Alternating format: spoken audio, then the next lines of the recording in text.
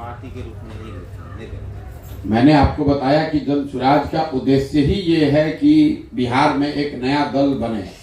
बिहार में 50% आधी से ज्यादा लोग ऐसा समझते हैं कि अगर बिहार में सुधार होना है, ये आंकड़ा याद रखिए, 50% से ज्यादा लोगों का मानना है कि बिहार में एक नया दल, नया विकल्प बनना चाहिए।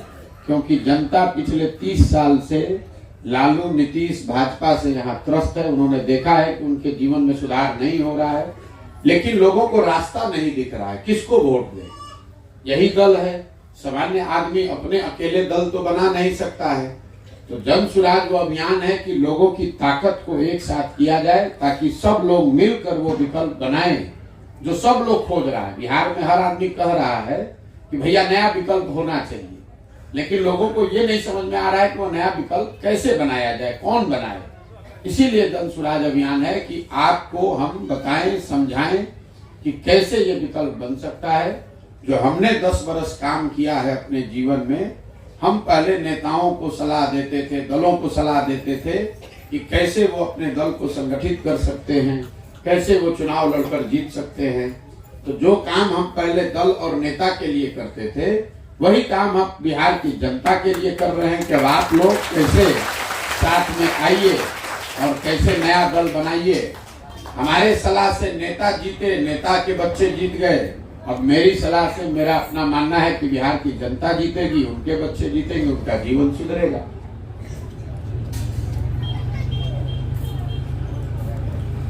सर, मेरे को सवाल है, कुछ पब्लिक डोमेन के हैं, कुछ अपने हैं। बोलिए। मैं अपना वाला रखता हूँ। जैसे शैक्षणिक प्रगतिशीलता है बिहार में, जो शैक्षणिक प्रगतिशीलता है, इसको लेके तो आपने एक परिकल्पना कर रखी है। अगर मैं जनता की तरफ से ये पूछूं, इस तरह ऐसा है जैसे गवर्नमेंट एजुकेशन होता है और कॉन्वेंट एजुकेशन होता है, कॉन्वेंट की तरफ करती है, गवर्नमेंट एजुकेशन किस तरह की प्रगतिशीलता है? सरकार, पहले आपका सवाल है कि बिहार में जो शिक्षा की व्यवस्था है वो इतनी खराब है, उसको सुधारा कैसे जाएगा। पहले आप ये समझिए कि बिहार की शिक्षा व्यवस्था खराब है क्यों। बिहार की शिक्षा व्यवस्था इसलिए नहीं खराब है कि यहाँ शिक्षक पढ़ा नहीं रहे हैं। ये लोगों का ऐसा लगता है, लोगों को, कि यहाँ शिक्षकों की गुणवत्ता अच्छी नहीं है इसलिए पढ़ाई नहीं हो रही है। कुछ लोग ये बताते हैं कि भैया स्कूल में यहाँ खाली खिचड़ी बट रहा है, पढ़ाई नहीं हो रहा है। इसमें भी सच्चाई नहीं है। अगर खिचड़ी बटने से पढ़ाई नहीं होता तो बिहार के कॉलेज में तो खिचड़ी नहीं बट रहा है, वहां पढ़ाई क्यों नहीं हो रहा है। अगर शिक्षकों की गुणवत्ता की वजह से पढ़ाई नहीं हो रही होती तो दरभंगा के सीएम साइंस कॉलेज में तो नियोजित शिक्षक नहीं पढ़ाता है, वहां क्यों नहीं पढ़ाई हो रही है। अगर बिहार में शिक्षा व्यवस्था की बदहाली को आपको समझना है तो उसका कारण ये है कि समाज और सत्ता में बैठे लोग, समाज और सरकार दोनों की प्राथमिकता में शिक्षा है ही नहीं। लोग भी अपने बच्चों को विद्यालय में खिचड़ी खाने के लिए ही भेज रहे हैं। आप अपने बच्चे का नामांकन किसी कॉलेज में पढ़ाई के लिए नहीं करते हैं, डिग्री के लिए करते हैं कि बीए का डिग्री मिल जाए, एमए का डिग्री मिल जाए। बिहार की शिक्षा व्यवस्था एक पंक्ति में स्कूलों से खिचड़ी बांटने की व्यवस्था है और कॉलेज से खिचड़ी बांटने की व्यवस्था है। पढ़ाई दोनों में कहीं नहीं हो रहा है। स्वाभाविक तौर पर जब यहाँ बच्चे पढ़ेंगे ही नहीं तो वो डॉक्टर, इंजीनियर, कलेक्टर तो बन नहीं सकते हैं, उनको मजदूर ही बनना पड़ेगा। इसीलिए बिहार में आपको दिखता है कि जो ज्यादातर लोग तो पढ़े लिखे नहीं है, स्कूल में कुछ क्लास पढ़ा और जाकर मजदूरी कर रहा है। लेकिन जिनके पास डिग्री है उनके पास भी पढ़ने का कोई, उनके पास भी नौकरी रोजगार नहीं है, क्योंकि उन्होंने शिक्षा नहीं हासिल की, उन्होंने डिग्री हासिल की है। बिहार में समता मूलक शिक्षा नीति बनाने के नाम पर जो व्यवस्था बनाई गई है, इसमें हर गांव में स्कूल के नाम पर भवन बना दिए गए, लेकिन जहां विद्यालय का भवन है वहां पढ़ाने वाला शिक्षक ही नहीं है। जहां शिक्षक पढ़ाने वाला है वहां विद्यालय का भवन नहीं है। जहां दोनों है वहां बच्चे नहीं है, और जहां तीनों है वहां पढ़ाई नहीं है। तो जब तक बिहार में इस व्यवस्था से बाहर निकलकर एक नई शिक्षा प्रणाली नहीं बनाई जाएगी, लोगों को ये नहीं समझाया जाएगा कि आपका जीवन तभी सुधरेगा जब आपके बच्चे पढ़ेंगे। नाली गली बनने से आपकी गरीबी दूर नहीं हो सकती है। 5 किलो अनाज लेने से आपका भविष्य नहीं सुधर सकता है। आपका भविष्य तब सुधरेगा जब आपके बच्चे पढ़ेंगे। जब कोई पढ़ेगा, उसको नौकरी मिलेगा, तभी उसके परिवार का भला होगा। तो लोगों के दिमाग में जब ये बात आएगी, लोग पढ़ाई के लिए अपने नेताओं से, सरकार से मांग करेंगे, पढ़ाई के लिए वोट करेंगे, तब उससे एक बेहतर शिक्षा बनेगी। जो भी सरकार में रहे, कोई भी दल रहे, लेकिन उसको ये चिंता होनी चाहिए कि अगर स्कूल, पढ़ाई, विद्यालय में नहीं होगा तो लोग हमको वोट नहीं करेंगे। अभी सरकार में बैठे हुए लोगों को ये डर ही नहीं है कि अगर यहाँ पढ़ाई नहीं होगी तो हमको वोट नहीं देगा। उसको मालूम है कि जिस गांव में विद्यालय नहीं है, पढ़ाई नहीं हो रहा है, वहां पर भी कल जब वोट होगा तो लोग जात के नाम पर हम ही को वोट दे देंगे। जिनके बच्चे बिना पढ़े लिखे अनपढ़ हो गए, वो लोग भी जाकर जात के नाम पर, हिंदू मुसलमान, मंदिर मस्जिद के नाम पर, 5 किलो अनाज के नाम पर वोट जाकर दे रहे हैं। इसीलिए बदहाली है। सर, इसमें ये भी है कि जैसे जब शैक्षणिक प्रगति की बात हुई तो निश्चित है कि ये जो प्रगति, अरे माइक में बोलो ना। हेलो, ये भी निश्चित है सर कि जैसे शैक्षणिक प्रगति चलेगी तो पलायनवाद रुकेगा और आर्थिक आत्मनिर्भरता के बाद तभी जो है वो संभव हो सकती है। ठीक है, अब इसमें एक सर सड़क भी आ जाती है, जिसको लेके था काफी दिनों से था प्रश्न और कई मंचों से रखा था कि यहाँ जितने एसएच हैं सब में वन वे है नहीं। उसके कारण जो है आने जाने क्रॉसिंग में भी काफी दिक्कत रहती है। ये सवाल उठाया जाता है तो इसको मटिया मेट कर दिया जाता है। अरे भाई देखो, ऐसा है, आप पत्रकारिता करते हैं, हम 12 जिले से पैदल चल के आ रहे हैं। 12 जिलों में शिवहर जिला ऐसा है जहां मुझे सड़क सबसे ज्यादा खराब देखी। दूसरे नंबर पर आपका दरभंगा जिला है। अभी तक हम जहां गए हैं, कहीं पर भी एक भी जगह सड़क हमको गांव में नहीं दिखा। आप 1 वे 2 वे का बात कर रहे हैं। अभी हम 2 दिन पहले जिस प्रखंड से निकले हैं, हायाघाट में, लोग बता रहे हैं कि यहाँ पर ठेकेदार आया, सड़क बनाना शुरू हुआ, विधायक जी ने उससे 40% घूस मांगा, ठेकेदार छोड़कर भाग गया। अब लोग ऐसे मिट्टी पर घूम रहे हैं। बिहार, दरभंगा की मैं बात कर रहा हूं, अभी तक जितने प्रखंडों में हम गए हैं, जो सड़क की बदहाली मुझे दरभंगा में दिखी है, ये दूसरे किसी जिले से ज्यादा खराब है।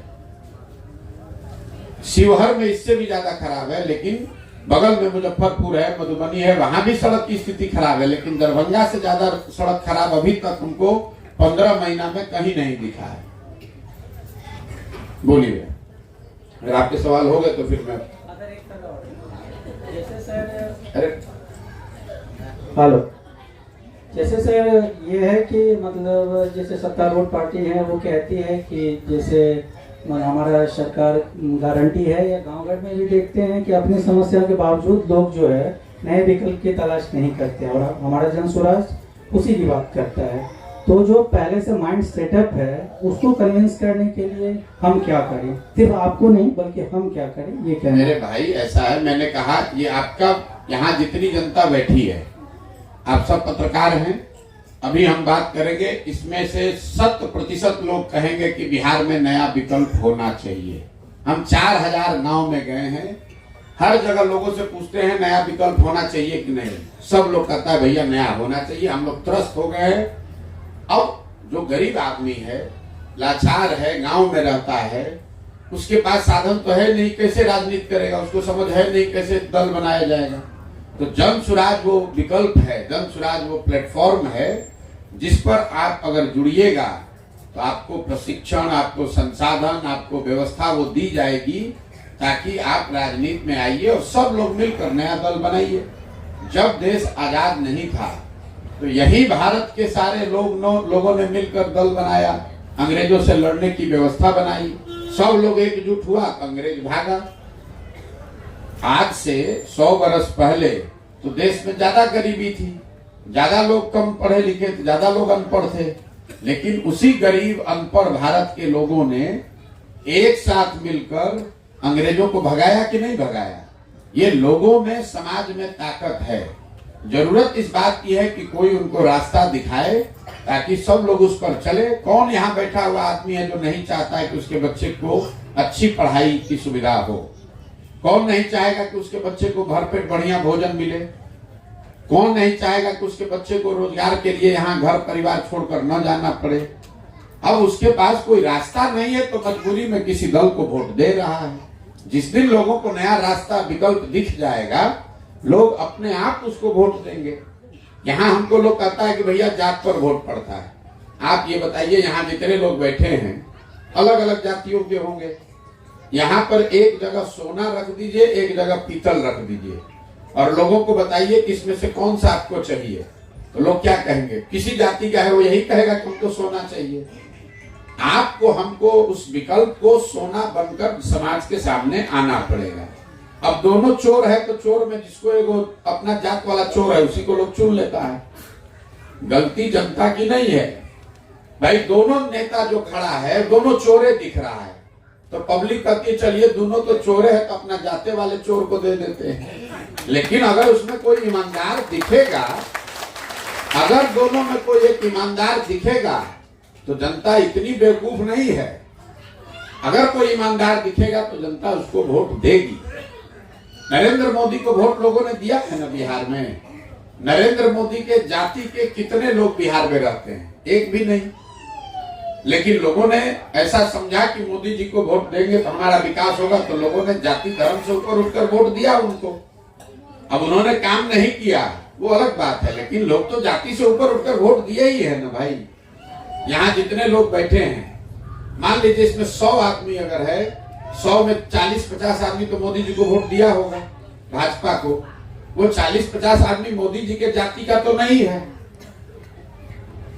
सिर्फ जाति की बात नहीं है।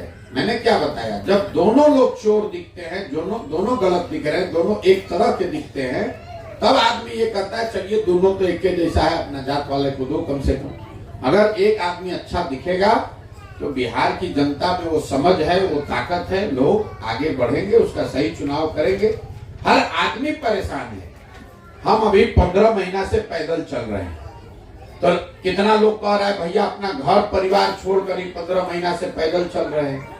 लेकिन यहाँ पर बैठे हुए जितने लोग हैं, इनके परिवार के बच्चे तो 10-10, 15-15 बरिस से घर छोड़कर बाहर ही रह रहे हैं। कभी छठ में कोई शादी ब्याह घरे पड़ा तो 10 दिन 15 दिन के लिए आया। तो हमने 15 महीने से अपना घर छोड़ा है, तो आप हमको समझ रहे हैं कि हम बहुत महान आदमी हैं, साधु महात्मा हैं। आपका बच्चा 15-15 साल से बाहर रह रहा है। एक बार बच्चा यहाँ 20 वर्ष का हो गया, वो झोला लेकर चला गया मजदूरी करने। जब तक उसके शरीर में ताकत है उसको बाहर मजदूरी ही करना है। बीच में छठ में 10 दिन 15 दिन घरे 1 महीना के लिए आया, बाकी पूरे जीवन उसको बाहर ही रहना है। देखिए आज जितने लोग बैठे हैं, महिलाएं बैठी हैं, ज्यादातर बुजुर्ग साथी बैठे हैं और छोटे छोटे बच्चे खेल रहे हैं। जवान लड़कों की संख्या इसमें बहुत कम है। और यही नहीं, 4,000 गांव में मैंने ये देखा। जवान लड़के कहाँ हैं? नवयुवक सब मजदूरी करने रोजगार के लिए बाहर चला गया। तो इनको भी तो अपने परिवार के साथ रहने का सुख नहीं है। आपका बेटा भी, आप बीमार पड़ गए, आपका बेटा भी तो आपके साथ नहीं रह रहा है। आपकी शादी हुई, आप भी तो अपने पति के साथ नहीं रहते हैं। आपको भी तो अपने बच्चों के साथ रहने का अवसर नहीं है। ये बहुत बड़ा त्रासदी है बिहार में। यहाँ परिवार कोई ऐसा बचा ही नहीं है, इक्का दुक्का परिवार को छोड़ दीजिए, तो ऐसा परिवार बचा ही नहीं है जिसमें पति पत्नी बाल बच्चे माँ बाप एक साथ रहते हैं।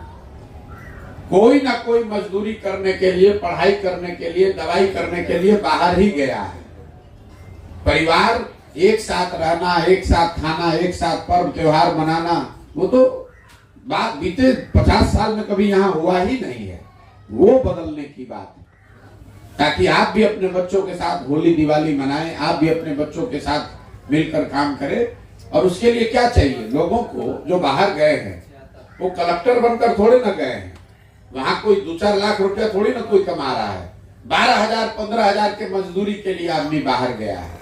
अगर 12-15 हजार रुपया का मजदूरी यहीं मिल जाए तो लोग क्यों अपना परिवार छोड़कर जाएगा? 12-15 हजार की मजदूरी उसको यहाँ मिलनी चाहिए। उसी से लोगों का जीवन बदल जाएगा। ठीक है भैया, बहुत बहुत धन्यवाद।